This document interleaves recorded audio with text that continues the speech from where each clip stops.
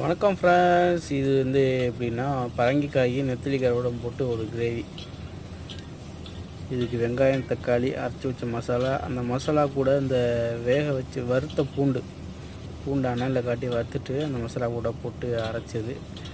வெங்காயம் தக்காளி எல்லாம் போட்டு வழக்கம் போல் வதக்கிட்டு அதுக்கப்புறம் கருவாடை நல்லா அரைச்சி வச்ச கருவாடையும் அது கூட போட்டு நல்லா வதக்கணும். வதக்கினதுக்கப்புறம் மசாலாலாம் போட்டு நல்லா கிண்டி வதக்கி எடுத்துருங்க. வதக்கி எடுத்ததுக்கப்புறமாக வெட்டி வச்ச அந்த பரங்கிக்காயை போட்டு செத்த நேரம் வதக்கிட்டு போதுமான அளவு தண்ணியை ஊற்றி ஒரு 10-15 நிமிஷம் நல்லா அந்த எண்ணெய் பிரிஞ்சு வந்து அந்த பரங்கிக்காய் நல்லா குழையிற அளவுக்கு வேக விட்டுருங்க. வெந்ததுக்கப்புறம் எடுத்து வச்சு சாப்பிட்டிங்கன்னா சமத்தியாக இருக்கும். எப்படி இருக்குன்னு ட்ரை பண்ணி சொல்லுங்கள். அது வித்தியாசமாக இருக்கும் டேஸ்ட்டு. நீங்கள் யாராவது இந்த மாதிரி சமைச்சிருக்கீங்கன்னு கமெண்டில் போய் சொல்லுங்கள், பார்ப்போம். நன்றி, வணக்கம். ஃபுல் வீடியோவுக்கு உள்ளே போய் பாருங்கள். நன்றி, வணக்கம், சந்திப்போம்.